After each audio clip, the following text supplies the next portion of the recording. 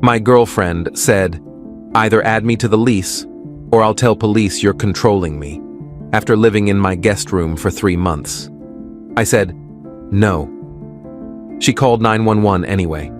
She expected sirens for me, but when the officer checked one detail, everything flipped. I'm 33, single now obviously, and I learned the hard way that letting someone move into your guest room out of kindness can turn into a nightmare you never saw coming. 3 months ago, I met her at a mutual friend's birthday party. She was charming, funny, and we hit it off immediately. We started dating within a week. Things moved fast, maybe too fast, but I was lonely and she seemed genuinely interested in me. About 3 weeks into dating, she mentioned her roommate situation was falling apart. Her lease was ending, her roommate was moving in with a boyfriend, and she was scrambling to find something affordable. She didn't outright ask to move in, but she kept bringing it up, dropping hints about how stressed she was, how she might have to move back with her parents 2 hours away. I felt bad for her. I have a 3-bedroom condo that I own outright, inherited from my grandfather. 1 bedroom is mine, 1 is my home office, and the 3rd is basically a guest room with a bed and some storage. I offered to let her stay there temporarily while she found a place. I made it clear, temporary guest room, not moving in together as a couple. She agreed enthusiastically, said she'd be out in a month, 2 tops. That was my first mistake. She moved in with 2 suitcases and a cheerful attitude. The first week was fine. She kept to herself mostly, cooked dinner a few times, and we'd watch movies together in the evenings. But by week 2, I started noticing things. Her stuff was spreading throughout the condo. Her toiletries took over half my bathroom counter. Her clothes appeared in my laundry hamper. She'd rearranged my kitchen cabinets without asking because it made more sense this way. When I brought it up gently, she laughed it off. "We're practically living together anyway, babe. What's the big deal?" I explained again that this was temporary, that she was a guest, and that I needed my space respected. She apologized, said she understood, promised to be more mindful. For about 3 days, she was. Then it all crept back. By week 6, she'd stopped looking for apartments. I'd ask her about viewings or applications, and she'd always have an excuse. That place was a scam listing. The landlord was creepy. "It's too expensive. I need more time to save up." Meanwhile, she'd quit her job at a coffee shop, claiming her manager was toxic and she needed a mental health break. I didn't push it at first because everyone needs time to regroup, right? But then she stopped contributing anything. No rent, no groceries, no utilities. When I asked her about it, she said, "I thought we were together. I didn't know you were going to nickel and dime me." That threw me off. I wasn't asking her to pay half of anything, just to contribute something, anything, while she lived in my home rent-free. "I'm not nickel and diming you," I said one evening after she'd ordered $50 worth of delivery food on my credit card without asking. "But you're living here for free and not even looking for work. That's not fair." She stared at me like I'd slapped her. "Wow, I didn't realize you were this kind of person. I'm going through a rough time and you're worried about money? It's not about the money, it's about respect and effort." She stormed off to the guest room and didn't speak to me for 2 days. By month 3, I'd had enough. I sat her down and told her she needed to leave by the end of the month. I'd even offered to help her find a place, cover her first month's rent if money was tight, anything to make the transition easier. I wasn't trying to be cruel, I just wanted my home back. That's when everything turned. She didn't yell or cry. She just looked at me very calmly and said, "You know, if you kick me out, I could tell people you've been controlling me, that you won't let me leave, that you've been financially abusing me." I actually laughed because I thought she was joking. "What are you talking about? I've been living here for 3 months. I could say you forced me to quit my job, that you isolated me. People would believe me." My stomach dropped. "Are you serious right now?" "Add me to the lease," she said, still calm. "Make this official, then we don't have any problems." "Absolutely not. This is my home. You were supposed to be here temporarily. She shrugged. Then I guess I'll have to protect myself. If you try to force me out, I'll call the police and tell them you're controlling me, that I'm scared of you. They take that stuff seriously. I stared at her, trying to process what was happening. This person I'd tried to help, who I'd opened my home to, was now threatening to falsely accuse me of abuse if I didn't put her name on my property. The property I owned, that my grandfather left me. Get out, I said quietly. Pack your stuff and get out tonight. No, she said, crossing her arms. You can't make me. I live here now. I have rights. I pulled out my phone. I'm calling the police. Go ahead, she said with this smug little smile. Tell them you're trying to kick out your girlfriend who's been living with you. See what they say. I didn't call that night. I was too angry, too shaken. Instead, I locked myself in my bedroom and started researching tenant rights in my state. Turned out, she wasn't completely wrong. After 30 days, even without a lease, she could potentially claim tenancy. I'd have to formally evict her, which could take weeks or months. The next morning, I told her she had until the end of the week to leave, or I'd start formal eviction proceedings. She smiled at me. You really want to do this the hard way? You're the one making it hard. Fine, she said, pulling out her phone. Let's see what the police think. She dialed 911 right in front of me. Update 1. I stood there in complete disbelief as she spoke to the dispatcher. Her voice had changed entirely, higher-pitched, shaky, scared. Yes, hi, I need help. My boyfriend is trying to force me out of our home and I'm scared. He's been controlling my finances and now he's threatening me. She was looking right at me as she said it, that same calm expression under the performance in her voice. No, he's not being physically violent right now, but I don't feel safe. Yes, I'll stay on the line. My heart was pounding. I knew I hadn't done anything wrong, but I also knew how this looked. She'd been living in my home for 3 months. She'd have mail delivered here. She could show text messages of us being together, photos of her in my condo. Without context, it could look like we lived together, and I was kicking her out maliciously. I grabbed my phone and started recording. Not video, just audio. I didn't say anything, just let it run in my pocket. 2 officers arrived within 15 minutes. 1 male, 1 female. They separated us immediately, taking her into the living room and me into the kitchen. The male officer, probably mid-40s with graying hair, asked me to explain the situation. I took a breath and laid it out as clearly as possible. 3 months ago, I offered to let her stay in my guest room temporarily while she found an apartment. This is my condo, I own it outright, and she was never on any lease or agreement. She was supposed to leave after a month or 2. She stopped looking for places, quit her job, and has been living here rent-free. Today I asked her to leave, and she threatened to falsely accuse me of abuse if I didn't add her to the lease. Then she called you.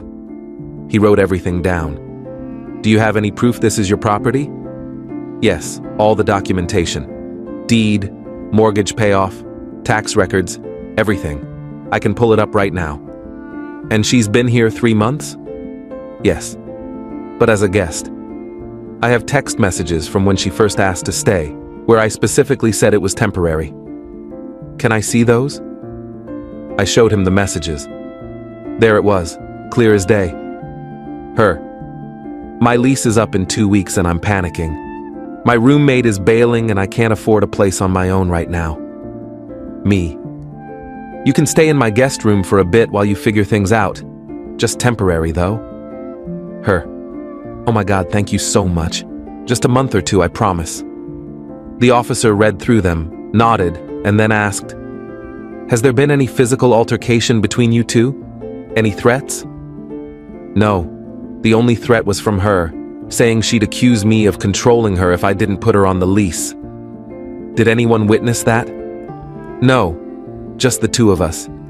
But I started recording on my phone after that conversation. I have the audio from when she called 911. His eyebrows went up. You recorded her? Yes. Is that legal here? He paused. This is a one-party consent state, so yes. Can I hear it? I played him the recording. You could hear everything. Her fake, scared voice on the phone, and if you listened close enough before she dialed, you could hear the tail end of our conversation where she said, "Let's see what the police think." The officer's expression shifted. He excused himself and went to talk to his partner and the woman in the living room. I stood there in my kitchen, hands shaking, trying to process what was happening. This was insane. Completely insane. About 10 minutes later, both officers came back to the kitchen. The female officer spoke first. "Sir, we've reviewed the situation and the evidence you've provided. Your ex-girlfriend has admitted that you own the property and that there was never a formal lease agreement. However, she's been residing here for 3 months, which does give her certain tenant rights." My stomach sank. "That said," the male officer continued, "making a false report to 911 is a crime. Based on the recording and the text messages, it's clear she was not in danger and fabricated the emergency. We're going to issue her a citation for misuse of 911 services." I almost couldn't believe what I was hearing. "So, what happens now?" "She needs to leave the property. Because there was never a formal tenancy agreement and you have clear documentation that this was meant to be temporary guest housing, we're not treating this as an eviction matter. However, we're giving her 72 hours to collect her belongings and vacate. If she refuses, then you can pursue formal eviction, but given the circumstances and the false report, we're advising her to leave voluntarily." The female officer added, "We're also going to include in our report that she attempted to manipulate emergency services to gain leverage in a civil dispute. That's going in the system." They went back to the living room. I could hear raised voices, her arguing, them firmly repeating the 72-hour time frame. Then she came storming into the kitchen, grabbed her purse, and looked at me with pure hatred. "This isn't over," she hissed. "You're going to regret this." "You need to leave now," the male officer said from behind her. "You can come back tomorrow with someone to help you pack, but tonight you need to go somewhere else." She left, slamming the door hard enough to rattle the frame. Update 2. She didn't come back the next day, or the day after that. 72 hours passed and all her stuff was still in the guest room. I texted her once. "You have until 6 p.m. today to get your belongings, or I'm putting them in storage and changing the locks." No response. At 6:01 p.m., I called a locksmith. By 8 p.m., I had new locks on all the doors. I packed up everything of hers, carefully, and put it in boxes in my building's storage unit. I documented everything with photos and timestamps. I thought that was the end of it. I was wrong. 2 weeks later, I got a letter from a lawyer. She was suing me for illegal eviction, emotional distress, and financial damages.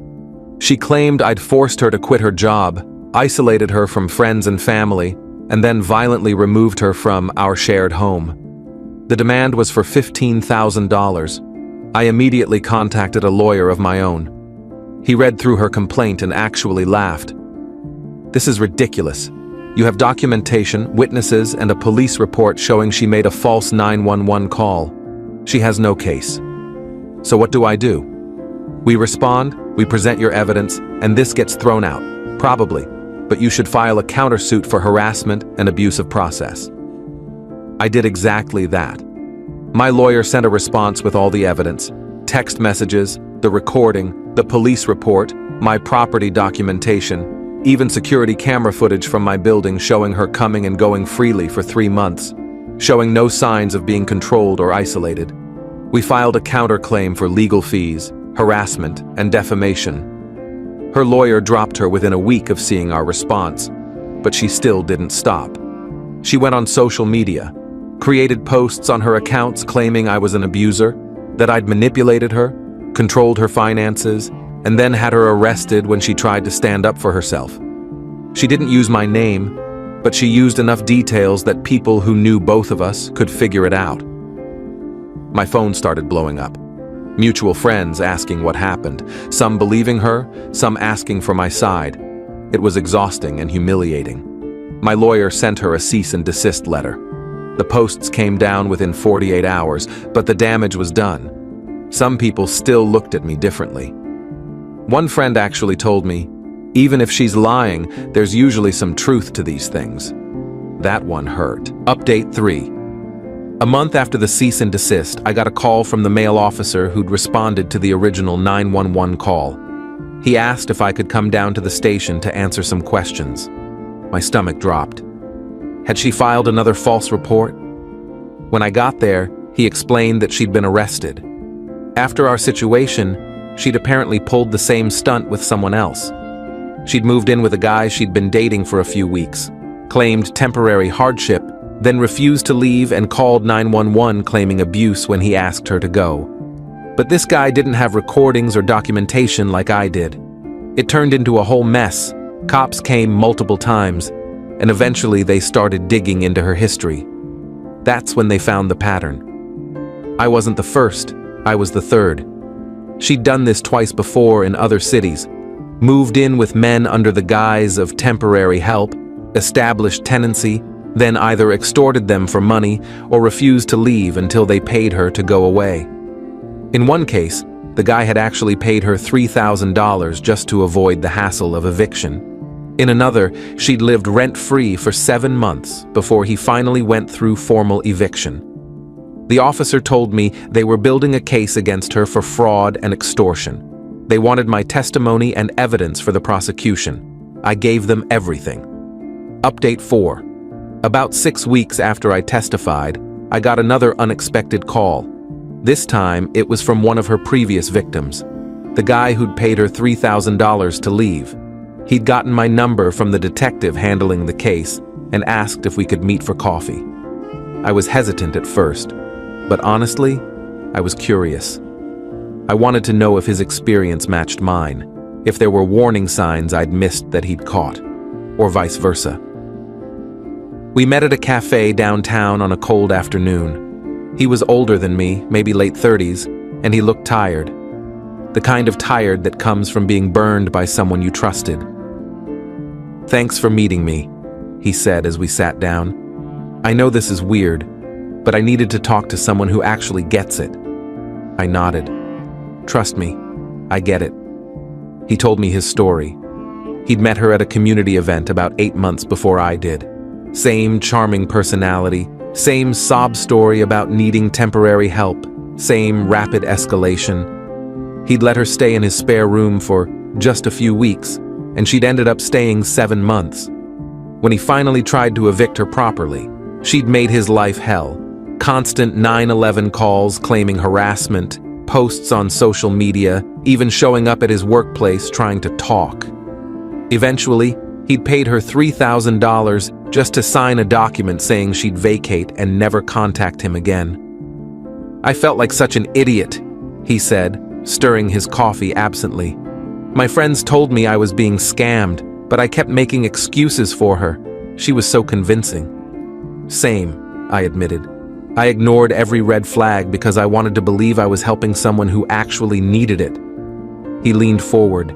"But here's the thing I wanted to tell you. After the detective contacted me about the case, I did some digging, posted in some online forums, reached out to people in cities where she'd lived before. I found 2 more guys, 2 more who she'd done this exact thing to, but they never reported it because they were embarrassed or scared she'd retaliate." My blood ran cold. "How many people has she done this to?" "At least 7 that I found, probably more." He pulled out his phone and showed me screenshots of conversations. Different men, different cities, same story repeated over and over. Move in temporarily, establish tenancy, refuse to leave, threaten or extort, then disappear to the next city and do it again. "The detective doesn't know about all of these yet," he continued. "Some of these guys are willing to come forward now that there's an actual case, but they need to know they're not alone. I'm trying to connect everyone so we can present a united front." I felt sick. This wasn't just a bad relationship or a person making poor choices. This was calculated, systematic, predatory behavior. She'd done this for years, refined her approach, knew exactly what to say and when to say it. "What do you need from me?" I asked. "I'm putting together a document with everyone's timeline, evidence, and testimony. If you're willing, I'd like to include yours." The prosecutor says the more victims who come forward, the stronger the case gets. Right now, she's only charged based on 3 incidents, but if we can show this is a long-term pattern, they can add more charges. I agreed immediately. Over the next few weeks, I connected with the other victims through a group chat he'd set up. Hearing their stories was both validating and infuriating. We'd all fallen for the same script, all ignored the same red flags, all felt the same shame and confusion when it fell apart. One guy had lost his job because she'd caused so many disruptions at his workplace. Another had to move to a different state to get away from her harassment. One had been engaged before he met her, and she'd managed to destroy that relationship by convincing his fiancée that he was cheating. The detective assigned to the case was blown away when we presented everything. Within 2 weeks, additional charges were filed. Multiple counts of fraud, extortion, identity theft. She'd apparently opened credit cards in 2 of the victims' names, and harassment. Her public defender tried to negotiate a plea deal, but the prosecutor wasn't having it. With 7 victims and documented evidence spanning 5 years, this was going to trial. Final update. The trial took place 4 months later. All 7 of us testified. It was surreal sitting in that courtroom, watching her in an orange jumpsuit, knowing that every manipulative tactic she'd used on me, she'd used on 6 other men before me, and probably would have continued using on more if she hadn't been stopped. Her defense tried to paint us as bitter ex-boyfriends seeking revenge. They claimed she was just a woman down on her luck who'd had a series of bad relationships. But the evidence was overwhelming. Text messages, recordings, police reports, financial records, social media posts. The pattern was undeniable. The jury deliberated for less than 4 hours, guilty on all major charges. Sentencing came 2 weeks later. The judge was harsh. 3 years in prison, followed by 5 years probation with strict conditions. She was ordered to pay restitution to all 7 victims, attend mandatory counseling, and register on a database for tenant fraud, something I didn't even know existed but apparently does in some states for repeat offenders. She'd also have to disclose her conviction to any future landlords or romantic partners she tried to live with, and she was prohibited from entering into any informal housing arrangements for the duration of her probation. The judge made a statement before sentencing that stuck with me. He said, "You systematically targeted vulnerable, kind-hearted individuals and weaponized their compassion against them. You turned homes into battlegrounds and weaponized systems designed to protect abuse victims. Your actions have not only harmed your victims financially and emotionally, but you've made it harder for actual abuse victims to be believed and protected." After sentencing, I stood outside the courthouse with the other 6 guys.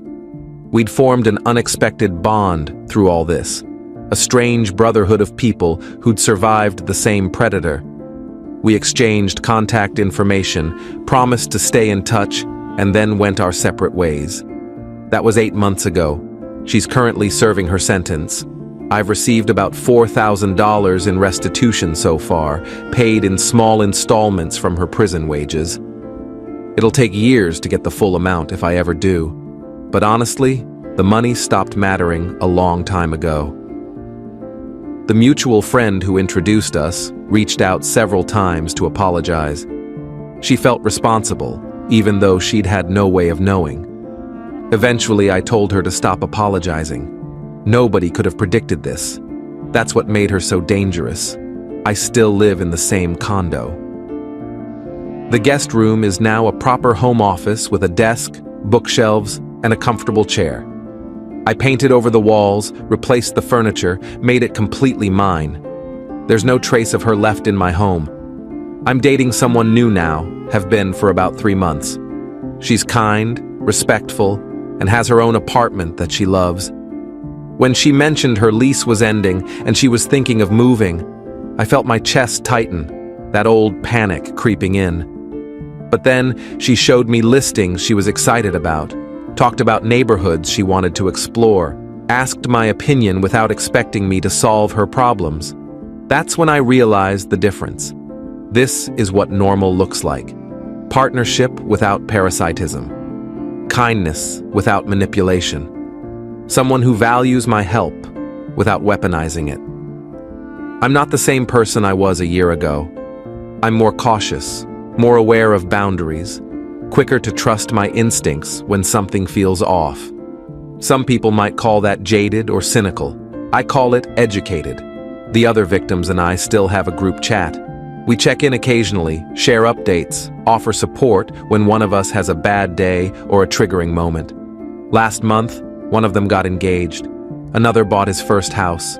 We're all moving forward, slowly but surely. Looking back, the scariest part wasn't the false accusations or the legal battles or even the money. It was how close she came to succeeding. How easily the system could have been turned against me if I hadn't documented everything. If that officer hadn't been thorough, if I hadn't trusted my gut and started recording. She's not the first person to do this, and she won't be the last. There are people out there who see kindness as weakness, who view compassion as an opportunity to exploit. That's the reality we live in. But I refuse to let what happened turn me into someone cold or cruel. I still believe in helping people. I still believe most people are good. I just also believe now in protecting myself while doing it.